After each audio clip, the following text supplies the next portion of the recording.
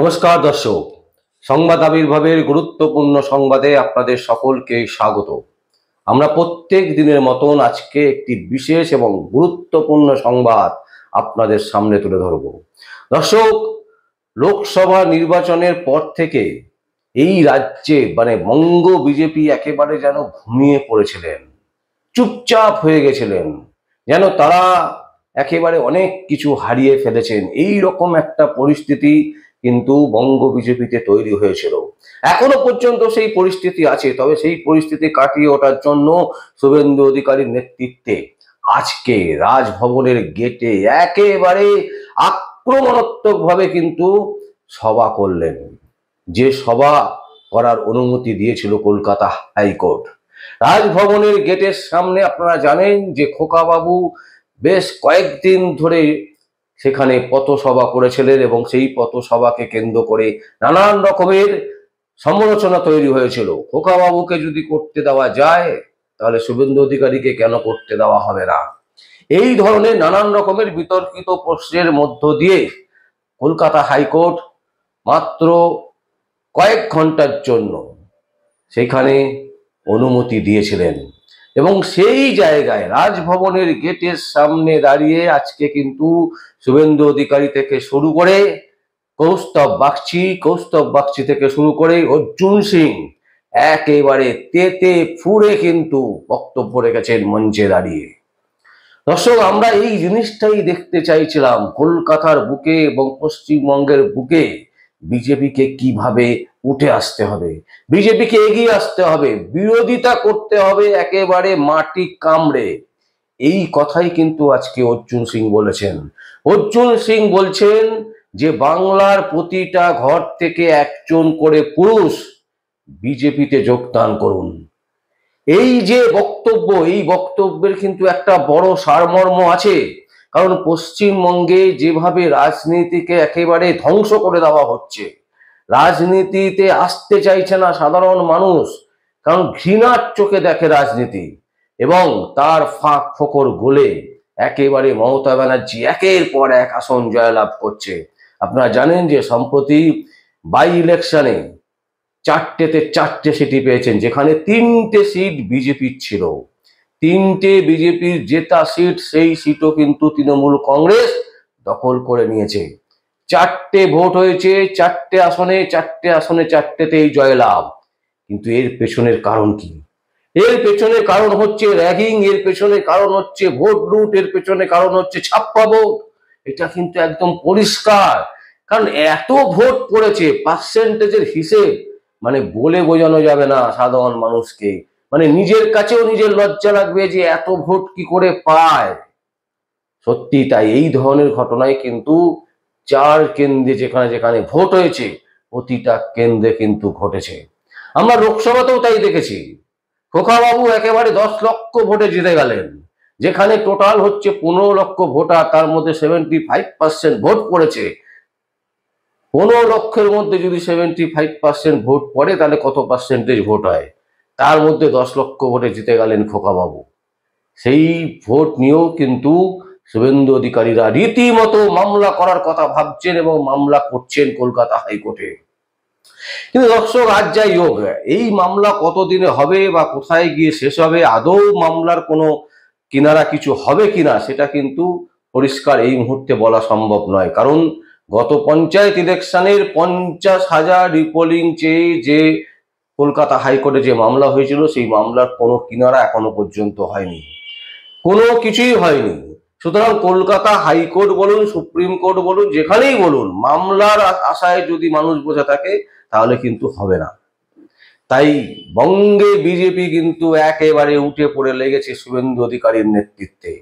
যদিও আজকে রাজভবনের যে গেটের সামনে যে জনসভা করেছিলেন শুভেন্দু অধিকারীরা, সেই সভায় সুকান্ত মজুমদার এবং দিলীপ ঘোষ কিন্তু উপস্থিত ছিলেন না। তারা আগে থেকেই বলেছেন তারা থাকবেন না। দিলীপ ঘোষ কিন্তু মান অভিমান করে বসে আছেন, তার যেন অভিমান শেষই হয় না। তিনি একবার সংবাদ মাধ্যমের সামনে বলছেন যে তিনি রাজনীতিকে ধরে রাখার জন্য আসেননি, তিনি এসছেন যদি তাকে প্রয়োজন পড়ে রাজ্য বিজেপি কাজে লাগাবে, যদি প্রয়োজন না পড়ে তাকে কাজে লাগাবে না। তাহলে এত কেন অভিমান? যেখানে সাধারণ মানুষ প্রতিটা দিন অত্যাচারিত হচ্ছে, যেখানে সাধারণ মানুষের উপর টর্চার চলছে, যেখানে সাধারণ মানুষের টাকা লুট হচ্ছে কোটি কোটি কয়েক হাজার কোটি টাকা, সেই সমস্ত ইস্যু আগে, না শুধুমাত্র নিজেদের মধ্যে নিজেদের দ্বন্দ্বকে তুলে ধরে মান অভিমানের পালা করতে করতে শুধু দেখতে হবে দিনের পর দিন তৃণমূল কংগ্রেসের জিত? কোনটা বেশি গুরুত্বপূর্ণ? তৃণমূল কংগ্রেসের জিত, তৃণমূল কংগ্রেসের হার, না বিজেপির এই অন্তর্দ্বন্দ্ব, নিজেদের মধ্যে মান অভিমান? কোনটা বেশি গুরুত্বপূর্ণ? আমরা জানতে চাইছি দিলীপ ঘোষের কাছে, আমরা জানতে চাইছি সুকান্ত মজুমদারের কাছে, আমরা জানতে চাইছি শুভেন্দু অধিকারীর কাছে, আমরা জানতে চাইছি বিজেপির যে সমস্ত বড় বড় লিডাররা আছেন তাদের কাছে। কোনটা বেশি গুরুত্বপূর্ণ বাংলার কাছে? সাধারণ মানুষের দুর্দশা, সাধারণ মানুষের খেটে খাওয়া জীবন, সাধারণ মানুষ চাকরি নেই, চাকরি চুরি হয়ে যাচ্ছে, তারপরেও বঙ্গ বিজেপির নেতা নেত্রীরা মান অভিমান নিয়ে বসে আছেন। এবং সত্যি বলছি দর্শক, আজকে যে রাজভবনের গেটের সামনে যে ধরনের সভা হয়েছে, এই সভা কিন্তু প্রতিটা মুহূর্তে প্রত্যেকটা দিন প্রয়োজন। এবং শুভেন্দু অধিকারী এই সভা থেকে, রাজভবনের গেটের সামনে থেকে আজকে যে সভা হয়েছে, এই সভার সামনে থেকে একটা বিরাট ঘোষণা করেছেন, কর্মসূচি ঘোষণা করেছেন। আগামী 21শে জুলাই তিনি সেই কর্মসূচি পালন করতে চান এবং সেই কর্মসূচিকে বলা হয়েছে গণতন্ত্র হত্যা দিবস। একদম সত্যি কথা, একদম বাস্তবিক। এই 21শে জুলাই নিয়ে যেভাবে নাটক করেন মাননীয় মুখ্যমন্ত্রী মমতা ব্যানার্জি এবং তার দলবল, দর্শক এই ক্ষেত্রে আমরা বলে রাখি, কলকাতা পুলিশ থেকে রাজ্য পুলিশ, যদিও পুলিশে যারা উচ্চ পদস্থ অফিসার তারা সবাই মমতা ব্যানার্জির দালালি ছাড়া আর কিছু করেন না। তার কারণ হচ্ছে সম্প্রতি বাসভূমিতে একটি রক্তদান শিবির করার কথা পরিকল্পনা করা হয়েছিল এবং সেই রক্তদান শিবির আটকে দিয়েছিল কলকাতা পুলিশ। কারণ দেখিয়েছিল যে রাস্তার ধারে তারা করছেন, তাই যান চলাচলে অসুবিধা হবে, এবং যান চলাচলকে অস্ত্র করে তারা সেই রক্তদান শিবিরের যে অনুমতি, সেই অনুমতি দেয়নি। পরে কলকাতা হাইকোর্ট থেকে অনুমতি নিয়ে সেই রক্তদান শিবির করতে হয়েছে। দর্শক ভাবুন, বাসভূমি একদম কলকাতার কেন্দ্রের মধ্যে বলা যেতে পারে দক্ষিণ কলকাতা, সেই দক্ষিণ কলকাতায় এই ধরনের ঘটনা ঘটছে। পুলিশ আটকাচ্ছে রক্তদান শিবির করতে, পুলিশ আটকাচ্ছে বিরোধীদের কোনো কর্মসূচি করতে দেবে না। এই অবস্থায় বাংলার প্রতিটি ঘর থেকে যদি মানুষ বেরিয়ে না আসে, বিজেপিতে যোগদান না করে বা বিজেপির হয়ে কথা না বলে, তাহলে এই অত্যাচার কিন্তু ক্রমশই বাড়তে থাকবে।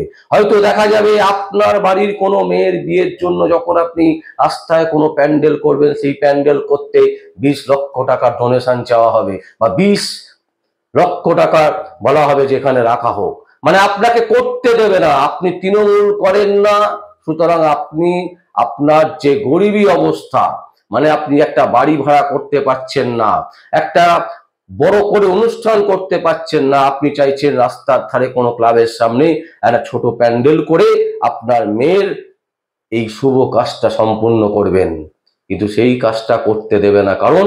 কারণ আপনি তৃণমূল করেন না।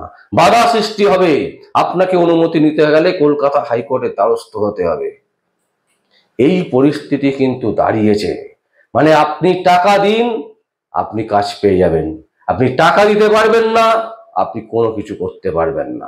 20 লক্ষ টাকা শুধুমাত্র সংখ্যা বলছি, মানে 20,000ও হতে পারে, 10,000ও হতে পারে, 50,000ও হতে পারে, 50 লক্ষ টাকাও হতে পারে। দর্শক, সমস্ত কিছুই কিন্তু টাকার বিনিময়ে তৃণমূল কংগ্রেস করে থাকে এবং সেই জন্যেই তাদের বিরুদ্ধে যদি তীব্র থেকে তীব্রতর প্রতিবাদ না হয়, তাহলে কখনোই তৃণমূল কংগ্রেসকে সরানো যাবে না। তাই আজকে শুভেন্দু অধিকারী কি বলেছেন এবং অর্জুন সিং তিনি কি বলেছেন, আমরা দুটো তাদের যে বক্তব্য, সেই বক্তব্য আপনাদের সামনে তুলে ধরছি। দেখুন দর্শক, প্রথমে অর্জুন সিং কি বলছেন, তারপর শুভেন্দু অধিকারী কি বলছেন। মমতা ব্যানার্জিকে যাওয়ার জন্য এই শুধু আন্দোলন করলে হবে না, গণ আন্দোলন প্রতিষ্ঠিত করতে হবে।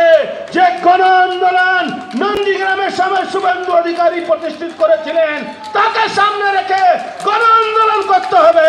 যেই আন্দোলনের জন্য প্রত্যেকটা বাড়ি থেকে, আরে আপনি মহেশ্বরী ভবনে থাকুন বা যেই ভবনে থাকুন, একজন করে বাড়ি ছেলেদেরকে দিন বিজেপি জন্য, দিন বাংলার হিন্দুকে বাঁচাবার জন্য। আরে শুধু ঝান্ডা নিয়ে আন্দোলন করলে বাংলা হিন্দু বাঁচবে না। বাংলার হিন্দুকে বাঁচাতে গেলে প্রত্যেকটা বাড়ি থেকে, যেরকম যখন দেশ গোলাম ছিল, প্রত্যেকটা বাড়ি থেকে স্বাধীনতার জন্য প্রত্যেকটা বাড়ি থেকে একটা পরিবারের লোকেরা লড়াইতে নেমেছিল। আজকে আপনি নামবেন না? আজকে শুধু শুভেন্দু অধিকারী লড়বেন? আজকে শুধু তথাগত বাবু লেখন লিখে আপনাকে উৎসাহিত করবেন? না, লড়তে হবে। এই লড়াইটা দেওয়ার জন্য মাঠে নামতে হবে। শুধু বাড়িতে বসে প্রেস কনফারেন্স করে বাংলায় থেকে মমতা ব্যানার্জিকে সরাতে পারবেন না। কেন? 30% অলরেডি নিয়েছে, আর 15% মধ্যে 7% দিচ্ছে বেনিফিশিয়ারি, আর 7% দখল। এই যে আপনার যে কালকে পরশুদিন ইলেকশন হলো, আপনার মানিকতলা যে প্যারামিলিটারি যে নোডাল অফিসার, এই বিনীত গোয়েল সঙ্গে বসে লালবাজার থেকে টাকা নিয়ে সে ভোটটা করিয়েছে। এখানকার সিও বসে বসে আমরা চোখে আঙুল দিয়ে দেখিয়ে দিলাম, তা বলতে আপনার ওয়েবসাইট, আপনার ওয়েবকাস্টে দেখাচ্ছে। আমার কাছে ছবি এলো, যে কোনো মাধ্যমে হলো আমি বলতে পারবো না, কিন্তু আমার কাছে ওয়েবকাস্ট এলো, আমি দেখালাম 4 জন ঘুরে ঘুরে ভোট দিচ্ছে। না তো, এটা তো দেখছি না, এটা তো দেখতে পাচ্ছি না, এটা তো হচ্ছে না। লজ্জা লাগে, 6 বছর ধরে বসে আছে। যখন আলাপন বন্দ্যোপাধ্যায় কে জেলে যাওয়ার সময় হলো, তখন রামকৃষ্ণ মিশন প্রধানমন্ত্রীকে ফোন করে বাঁচিয়ে নিচ্ছে, আর বাংলায় হাজার হাজার মানুষ হিন্দুরা মরছে, তখন কোন রামকৃষ্ণ মিশন এসে এই লড়াই মধ্যে আমাদের পাশে থাকছে না। আসতে হবে আপনাদেরকে, হিন্দুদেরকে বাঁচাবার জন্য আপনাদের দায়িত্ব নিতে হবে। শুধু আমি বলছি না কোনো ভগবানকে আমি কোনো অপমান করছি না, ভগবানের শ্রদ্ধাও করব, পুজোও করব, কিন্তু যে বিনা মতলবে ওই দুধ ঢেলে কোটি কোটি টাকা খরচ করে লঙ্গর চালিয়ে বাংলার হিন্দুকে বাঁচাতে পারবেন না। লঙ্গর করতে হবে, বাঙালি হিন্দুদেরকে লড়াই করার জন্য লঙ্গর তৈরি করতে হবে, তাহলে বাংলায় বাঁচবে, নালে বাংলায় বাঁচবে না। আর আমাদের একজন নেত্রী বলে গেলেন কি আমরা ক্ষমতায় এলে আমরা সেভাবে তাদেরকে কিছু বলবো না। আমি আপনার কথা সমর্থন করছি, কিন্তু দিদি একটা কথা বলে, একটা গল্প বলে আমরা শেষ করে দিই। একজন শিয়াল ছিল, সে প্রত্যেকটা মানুষ নিজের পরিবার স্ত্রীকে একটু নিজের যে বড় সেটা দেখাতে চায়। তো শিয়াল কি করলো, গ্রামে ঘুরতে গিয়ে একটা কাগজ পেল, দাঁতে কাগজ নিয়ে চলে এলো। স্ত্রী বললো কি হলো, তোমাকে খাবার আনতে দিয়েছিল, তুমি কাগজ আনলে কেন? বলে জানো না, গ্রামের ঘোরার সার্টিফিকেট আছে, আর আমরা গ্রামে ঘুরলে কোনো অসুবিধা নেই। স্ত্রী বললো তাহলে চলো কালকেই ঘুরে আসি। যেই গ্রামে গেছে কুকুর তাড়া করছে। এবার যেই কুকুর তাড়া করছে, স্ত্রী বলছে আরে দেখাও কাগজ, সার্টিফিকেট দেখাও, তোমার গ্রাম ঘোরার সার্টিফিকেট পেয়েছো। বলে কি দেখাবো, না তো কুকুর আছে, লেখাপড়া জানে না। আপনি বাংলায় তৃণমূলকে আপনি লেখাপড়া শেখাবেন? এ তৃণমূল লেখাপড়া জানে না, এরা ডাকাত, এরা চোর, এরা লুটেরা, এরা মাটিতে মহিলাকে রেপ করে ফেলে দিচ্ছে আর পুঁতে দিচ্ছে। আর মমতা ব্যানার্জি একটা কথা বলছেন না, মহিলাদের উপরে অত্যাচার হচ্ছে, বলাৎকার হচ্ছে, রেপ হচ্ছে, মমতা ব্যানার্জি বলছেন না। আর রাজ্যপালকে ফাঁসাবার জন্য মলেস্টেশন কেস করে এই 2 জন IPS এর নামে যখন দিল্লি থেকে চাওয়া হচ্ছে, এখন পর্যন্ত তারা অ্যারেস্ট হয়নি কেন? ইলেকশনে এই যে আগে ছিল চিফ সেক্রেটারি, যে করোনার সময় 2200 কোটি টাকা দুর্নীতি করেছে, এই অভিষেক ব্যানার্জি রিলেটিভদেরকে ধরে নিয়ে এসে সেই লোকটা এই ইলেকশনে নোডাল অফিসার যারা অবজারভার এসেছিল তাদের সঙ্গে বসে রোজ মদ খেত। আর বাংলায় ভোটটাকে প্রহসন তৈরি করেছে। বাংলায় মানুষ ভোট দিতে পারলে, বাংলায় সাধারণ মানুষ ভোট দিতে পারলে মমতা ব্যানার্জি থাকতো 32%, আমরা থাকতাম 46%। রায়গঞ্জে অন্তত 50,000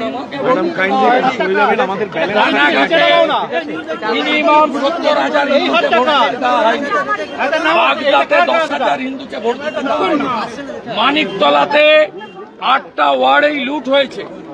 আমরা গণতন্ত্র হত্যা দিবস পালন করার জন্য আহ্বান করছি।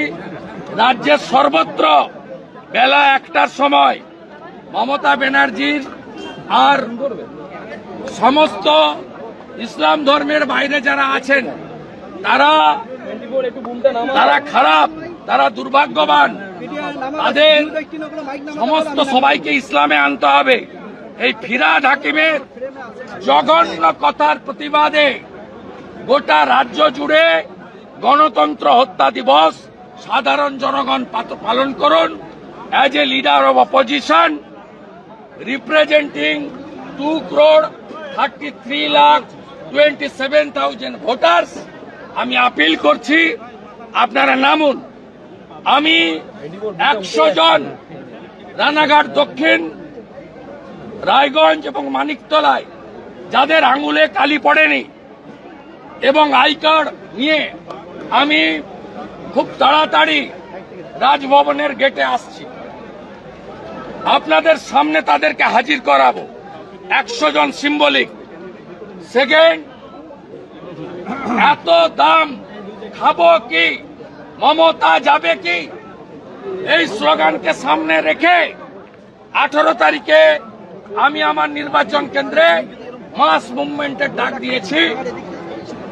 আলু এবং রাজ্যে উৎপাদন হওয়া সমস্ত জিনিসের আকাশ ছোঁয়া মূল্য বৃদ্ধি, ইলেকট্রিকের ট্যারিফ 3 গুণ বাড়ানো, জমি কেনা বেচার 2% সেস বাড়ানো, এই সরকার পেট্রোল ডিজেল 1 টাকা করে দাম বাড়িয়েছে লিটারে। আমরা এর বিরুদ্ধে পথে নামার আপিল করছি।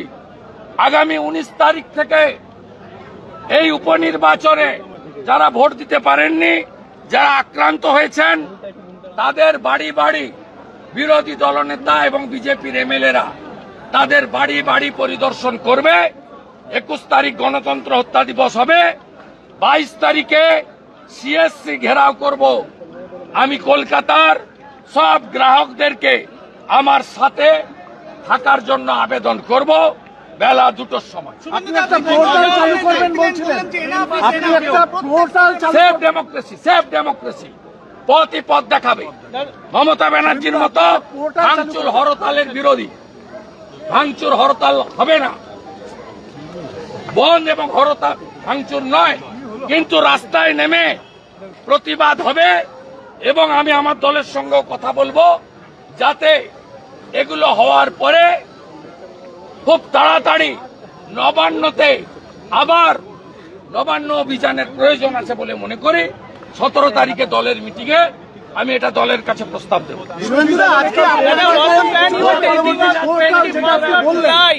আগামীকাল এলওপি পোর্টাল চালু করছি আমি। যারা পঞ্চায়েতে, লোকসভায় এবং বাই ইলেকশনে ভোট দিতে পারেননি তারা নাম নথিভুক্ত করুন, সিক্রেসি থাকবে। আমি একটা বড় ফাইটের জন্য প্রিপারেশন নিচ্ছি। যেভাবে নন্দীগ্রামে বিউপিসি করেছিলাম, মাস মুভমেন্ট, আমি ভোট যারা দিতে পারেননি তাদেরকে নিয়ে BJP nominated leader of opposition, যার দায়িত্ব এই রাজ্যের সমস্ত অত্যাচারিত মানুষের পাশে দাঁড়ানো, আমি সে কাজটা শুরু করছি। আগামীকালই আমি পোর্টাল আমার সোশ্যাল মিডিয়া হ্যান্ডেলে দিয়ে ভোট পরবর্তী সন্ত্রাসে যারা আক্রান্ত তাদের নিয়ে সভা করলে সেই জায়গা থেকে যারা আজকে দিনাটা 2 নম্বর তৃণমূল কংগ্রেসের সভাপতি বলছেন যারা লক্ষ্মীর ভান্ডারের টাকা নিয়ে বিজেপিকে ভোট দিয়েছে সেরকম কিছু না, বাদ দিয়ে দিতে হবে তালিকা থেকে। খুলে নাম কি কেটে বাদ দেন, আমরাও বুঝে নেব। 2000 বিঘা জমিতে চাষ করতে দেয়নি মাথাভাঙা এবং সিতাইতে, ফুলবাড়ি অঞ্চল, একটা লোকের চাষ হয়নি, ট্রাক্টর আটকে দিয়েছে কোচবিহারে। আমরা দাঁড়িয়ে থেকে চাষ করাবো, বাইরে থেকে ট্রাক্টর পাঠানোর ব্যবস্থা নিচ্ছি। আমরা চাই না রাষ্ট্রপতি শাসন, মমতা ব্যানার্জি ওখানে বসে থাকুন, নবান্নতে বসে থাকুক, ওর টাকা নেই। আমরা চাই মণিপুরের মতো ডিসকাভারি অ্যাক্ট পশ্চিমবঙ্গে দিয়ে গুন্ডাদের ट्रेन दिया सोजा करो पैरामिलिटरी। दादा 21 तारीख क्या प्रोग्राम आप लेंगे शहीद दिवस है उस दिन? 21 जुलाई क्या गणतंत्र हत्या दिवस, मर्डर ऑफ डेमोक्रेसी हो गया बंगाल में। इसके खिलाफ पुष्पतल दाव होगा ममता की और फिराद हकीम की। फिराद हकीम दावत इस्लाम की ऐलान किया, इसका खिलाफ होगा। दादा बंगाल सरकार जो है नीट और उसके साथ साथ जो नया कानून है उसके खिलाफ रेजोल्यूशन लाने वाला है, जो वो कोई फायदा नहीं, वो बहुत रेजोल्यूशन लाया है, उसका कोई फायदा नहीं। शुभेंदु जी, ममता की भाषण, ममता की भाषण।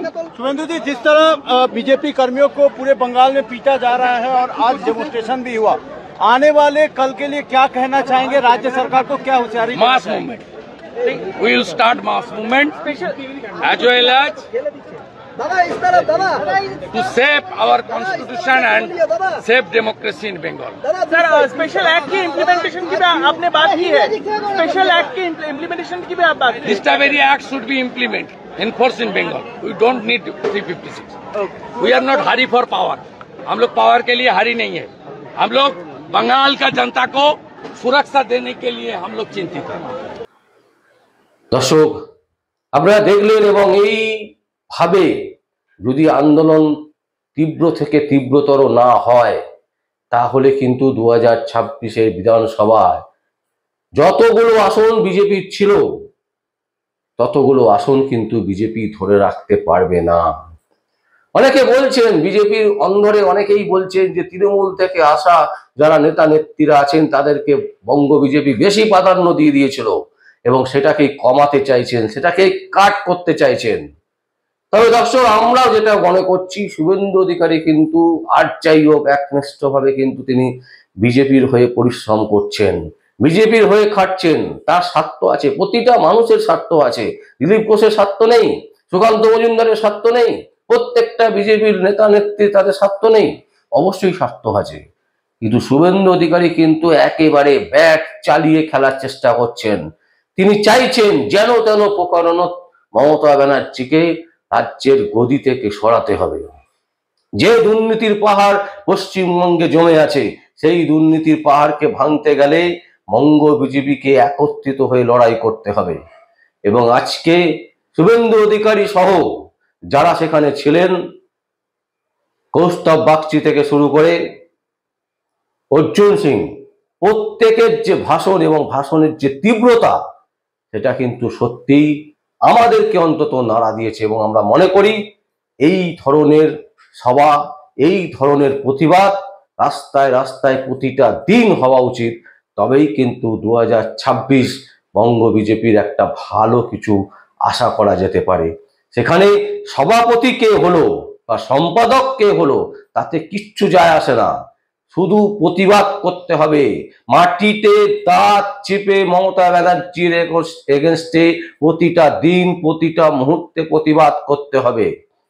তবেই কিন্তু আসল খেলা দেখতে পারবে আগামী 2026-এ। দর্শক, আপনাদের যদি কিছু বলার থাকে আপনারা অবশ্যই আমাদের এই কমেন্ট বক্সে কমেন্ট করবেন। আর দেখতে থাকুন পরবর্তী সংবাদ আবির্ভাবে। আমার নাম বিশ্বজিৎ পাল, সংবাদ আবির্ভাবের জন্য।